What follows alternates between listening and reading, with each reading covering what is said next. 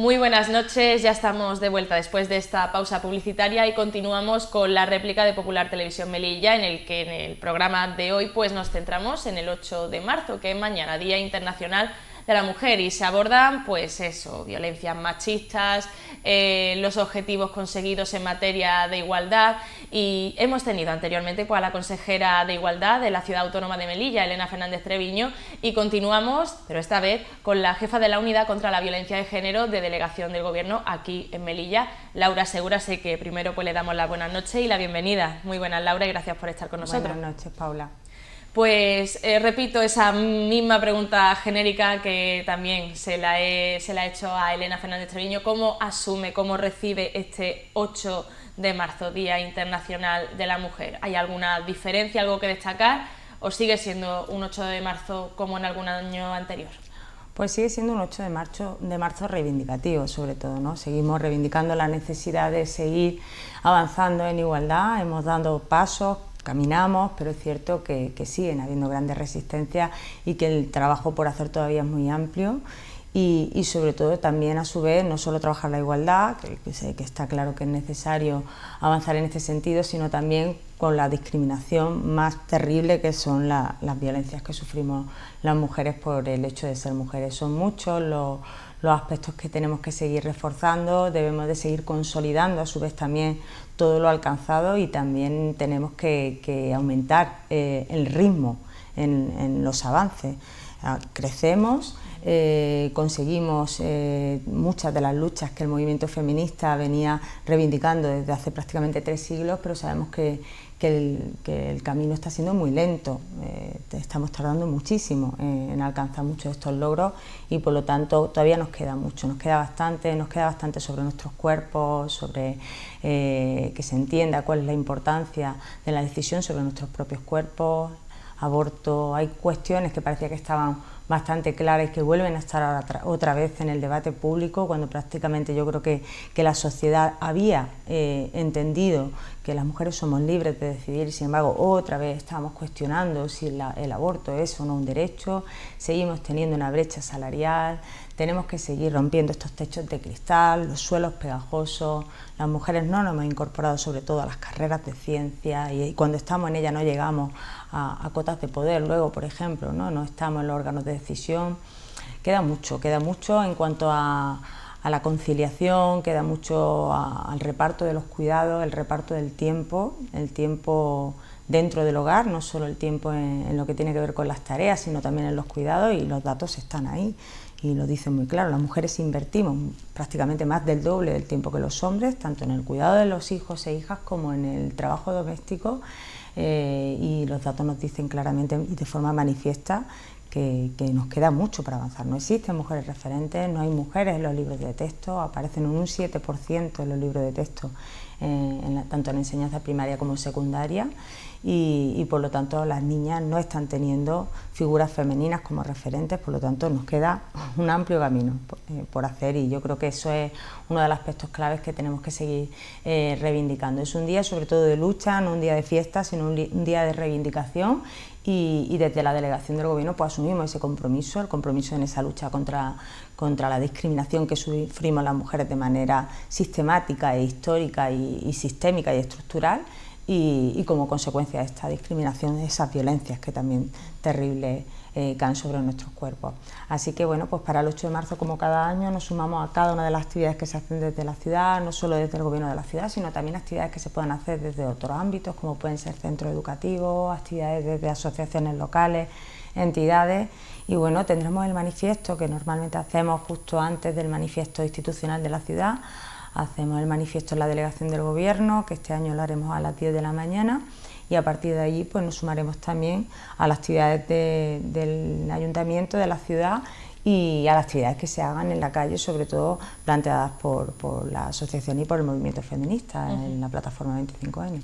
En cuanto al manifiesto, pero de delegación del Gobierno, bueno, entiendo que de forma genérica se plasma pues esas reivindicaciones o esas situaciones que ha mencionado en cómo se asume el 8M, desigualdad todavía, brecha salarial, el tema del aborto, los cuidados, ¿o hay algo un poco más que destacar?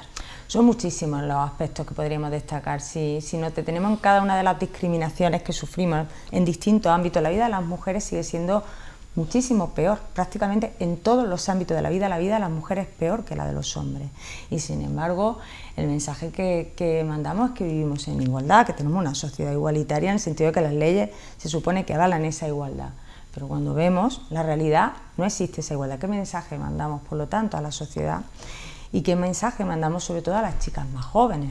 Si decimos que tenemos una sociedad en igualdad y que las leyes así lo amparan, tanto nacionales como internacionales, pero verdaderamente la realidad, y cuando nos ponemos esa gafa violeta observamos que no es la que se nos plantea, pues por lo tanto tenemos que intentar reforzar toda esa desigualdad y explicar a las niñas que lo que están sufriendo verdaderamente es una discriminación que sigue existiendo y que es estructural. Esto es algo que debemos de plantearnos cuando ahora tenemos este anuncio tan importante de la ley de paridad, que ayer podíamos observar pues, las críticas a la ley, como a todas las críticas que se están haciendo a todas las leyes, a todos los avances que hacemos en igualdad. No hay leyes que sean más criticadas, más contrarrestadas, con más resistencia que las leyes que afectan directamente a las mujeres, y esto es algo que tenemos que plantear, y no es casual que todo lo que tiene que ver con los avances para las mujeres sean siempre los avances con mayores resistencias, tiene que ver con que hay cambios en la sociedad, cambios en el sistema y que tenemos que ir dejando una serie de privilegios, si no, no habría tanta resistencia. Y con la ley de paridad es algo claro. Hasta hace muy poco hablábamos de discriminación positiva, ¿no? Y discriminación positiva evidentemente no es una discriminación positiva, es una discriminación no es una discriminación, es una situación de justicia. Es que las mujeres no estamos. Entonces, si decimos a las chicas, por ejemplo, jóvenes, que vivimos en una sociedad en igualdad, pero sin embargo cuando las chicas miran a su alrededor y ven aquellos espacios de poder y no estamos, le estamos mandando el mensaje de que las chicas no pueden estar ahí porque no valen. Entonces, son leyes necesarias. Tenemos que estar en todos los espacios y luego también a su vez está claro ver cómo ocupamos esos espacios, si lo hacemos desde una ética feminista, si lo hacemos como mujeres feministas, que eso es fundamental. Está claro que las mujeres, de la misma manera que los hombres, estamos educados en un mismo sistema machista y que podemos ejercer poder y hacerlo de una forma machista, pero tenemos que avanzar en ocupar en esos espacios y ocuparlos como mujeres feministas y desde esa ética, ¿no?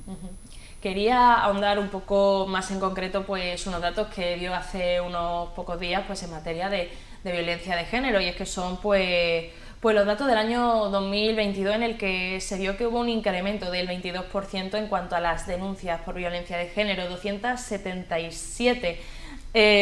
Bueno, evidentemente la valoración nunca va a ser positiva en este asunto, pero ¿hay alguna razón por la que se haya visto un incremento? ¿Se denuncia más porque hay más concienciación? ¿Hay más violencia? También con el tema de que si se está poniendo más en la mesa el debate de los derechos de las mujeres y parece que se está yendo para atrás, o no sé, ¿cómo lo valora? Yo estoy haciendo el balance cuando analizo los datos de violencia de género, sobre todo en lo que tiene que ver con las denuncias. Estoy haciendo el balance observando siempre qué ha pasado en estos últimos años, porque han sido años diferentes. Hemos tenido la pandemia, hemos tenido una contención importante en el número de denuncias, tanto en Melilla como a nivel nacional. Hemos pasado de tener unas 166.000 denuncias al año, que venía siendo la media justo antes de la pandemia, en los 3 últimos años antes del 2019, y sin embargo luego hay un momento de parón, y en Melilla pasa prácticamente lo mismo. Y entonces cuando observo los datos, es cierto que tenemos 277 denuncias frente a 227 el año pasado, y sin embargo nos vamos al 2019, y en el 2019 teníamos más de 300. Es decir, se está recuperando el ritmo de denuncia. Eso es, siempre que haya denuncia, evidentemente es negativo porque sabemos que está habiendo violencia, pero también es positivo que esa violencia se denuncie, porque sabemos que la violencia no se denuncia, se denuncia en menos de un 30%. Hay constancia de que se denuncia. Por supuesto. Entonces, por un lado, lo importante es que veamos que se recupera, que las mujeres no están en casa y no están sufriendo las violencias sin tomar medidas, que es lo que nos había pasado en la pandemia. En la pandemia había muchas mujeres que quisieron no denunciar. De hecho, así nos lo constataban las propias asociaciones de mujeres que estaban trabajando con ellas en su entidad y en a pie de calle. Nos decían, hay mujeres que están viviendo situaciones muy complicadas y que en este momento no quieren denunciar pues, por incertidumbre, por situación económica, pues por muchas situaciones, porque la frontera está cerrada, porque necesitan tener cerca a sus familiares y sus familiares han quedado en el otro lado de la frontera y eso les genera una desprotección y una situación mayor de vulnerabilidad y por lo tanto aumentan las denuncias, pero tenemos que tener en cuenta que aumentan y hay que ver qué ha pasado en estos últimos años y que todavía no estamos en el número de denuncias que teníamos en el 2019. Y a nivel nacional ha pasado lo mismo. Entonces esto es curioso, ¿no? Hay que observarlo así. 166.000 era el tope que teníamos de denuncias, que esto también es preocupante, que habíamos llegado a un tope. Sí. Estábamos en un tope y eso se lo planteaban las instituciones. ¿Por qué no se denuncia más cuando sabemos que se está denunciando solo un 26, 27%, dependiendo un poco de la violencia, si es física, psicológica, de control, etcétera? Entonces, bueno, pues ahí teníamos pues todos los planteamientos, si teníamos que cambiar las campañas, si las campañas no tenían que ir solo dirigidas a las mujeres, que sabemos que las campañas se han dirigido fundamentalmente siempre a las mujeres, empezar a dirigir las campañas a los hombres, trabajar el modelo de masculinidad y reforzar también el acompañamiento a las víctimas, ¿no? Que no solo sean ellas las que denuncian. El 016 es otro de los datos que dimos el otro día y también crece la llamada al 016, crece prácticamente en un 30% en nuestra ciudad, que es algo muy importante, pero es cierto que siguen llamando sobre todo a las mujeres que sufren violencia más de un 77%. Es decir, que familiares, vecinos, allegados no son en su mayoría quienes están llamando. Todavía la violencia de género sigue siendo, por mucho que estemos hablando de un asunto privado, y así nos lo está diciendo cada uno de los datos que nos habla sobre la denuncia, tanto en el juzgado como en las denuncias en Fuerza y Cuerpo de Seguridad del Estado, como las llamadas que se hacen al propio 016. También en cuanto a esos datos hay aproximadamente, si no me equivoco, unos 200 casos activos. Entonces, bueno, y en cuanto a los niveles de riesgo, por lo general es bajo o no hay un nivel de riesgo. Entonces, ¿cómo se aborda esto y bueno, pues cómo se puede analizar, ¿no? Si hay, qué nivel de riesgo puede tener? Han crecido mucho los casos que tenemos en Biogen.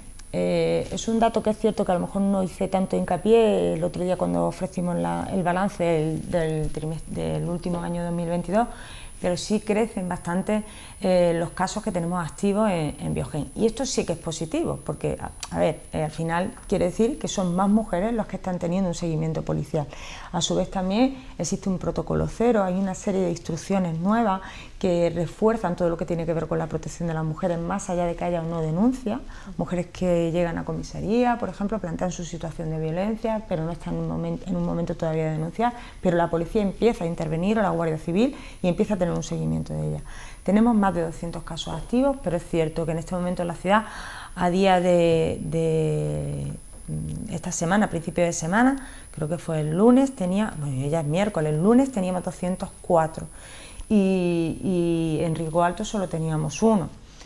Esto, cuando hablamos de los riesgos, yo soy prudente, porque los riesgos, la aplicación de Biogen, el programa de Biogen lanza una predicción del riesgo según la evaluación que hace la policía o la Guardia Civil en el momento de la denuncia y no falla, porque el riesgo es un programa matemático y según los datos que han recogido aparece el riesgo que la mujer puede tener de volver a sufrir violencia de género, así como sus hijos, y una serie de alertas que indican si tenemos que llamar a fiscalía, si se tiene que mandar informe a la unidad de valoración forense, cuál es la situación de los menores, si existe una vulnerabilidad importante en la situación de la víctima, riesgo de suicidio, una serie de valores. Y es cierto que el riesgo lo arroja Biogen, pero en cualquier momento ese riesgo cambia. Entonces hemos tenido 10 mujeres asesinadas a día de hoy, en lo que va de año 2023, algunas habían denunciado, y el riesgo de alguna de las mujeres asesinadas no era alto, era medio. Es decir, que verdaderamente la situación de riesgo está desde el minuto en que existe una relación de violencia, y eso es algo que tenemos que decir siempre, porque si no corremos el riesgo de minimizar la gravedad de la situación, ¿no? Claro. También en cuanto a gestión, en cuanto a la lucha contra la violencia de género, bueno, el Ministerio del Interior dio luz verde a una medida que es la de informar a las mujeres si, en el caso de que su pareja tenga antecedentes de violencia de género, informarlas. en este sentido. ¿Cómo se hace esto? ¿Y en Melilla se está aplicando? Sí, se valoraron cuando tuvimos ese repunte importante de víctimas mortales, tanto en diciembre como en enero, además aglutinado en muy poco espacio de tiempo, se empezaron a valorar cuáles podían estar siendo los fallos del sistema, ¿no? Fallos de coordinación, cómo podíamos reforzar sobre todo el acompañamiento de aquellas que se ven denunciado, porque es cierto que cuando no hay denuncias pues, y se valora, cuando hay un gabinete de crisis después de una víctima mortal y se valora qué ha pasado y si se podía haber evitado, pues es cierto que en los casos de denuncia es donde verdaderamente tenemos un trabajo importante por hacer, porque esa mujer acudió al sistema y algo ha fallado. Entonces se han ido convocando gabinetes de crisis cada vez que se han acumulado situaciones de víctimas mortales, y uno de los planteamientos que se llevó a esas mesas pues era la posibilidad de avisar a aquellas mujeres que sí denunciaban y que aquel agresor era un agresor reincidente. En la aplicación Biogen tenemos a las mujeres que tienen distintos agresores, pero también tenemos a los hombres que tienen distintas víctimas, y eso lo sabemos. En el momento que una mujer denuncia, directamente vemos que ese agresor es reincidente y tiene varias víctimas. Entonces la posibilidad de alertar a esa mujer. Ahí había un debate sobre el tema de la cuestión del tema de los datos y de la protección de datos, etcétera. Pero yo creo que es algo que sí es importante, porque es que hay mujeres que no saben que acaban de empezar una relación, y nos pasó con una de las víctimas mortales que hemos tenido este año, que llevaba 6 meses con su pareja. Llevaba 6 meses con su pareja y su pareja había sido denunciado por violencia de género y la ha asesinado a ella y ha asesinado a su hija. Y por lo tanto yo creo que hay mujeres que, sobre todo cuando están iniciando la relación, todavía tienen la posibilidad y no están dentro del círculo de violencia de conocer que esta persona es reincidente y que por lo tanto están poniendo su vida en peligro y no lo saben. Son muchos los elementos que se pueden valorar a la hora de ver dónde podemos seguir afinando. Yo creo que son muchísimos. Tenemos que seguir trabajando sobre todo el tema de la dispensa de no declarar de las mujeres víctimas, ¿no? Que lleguen al juzgado y que puedan decir no continuar.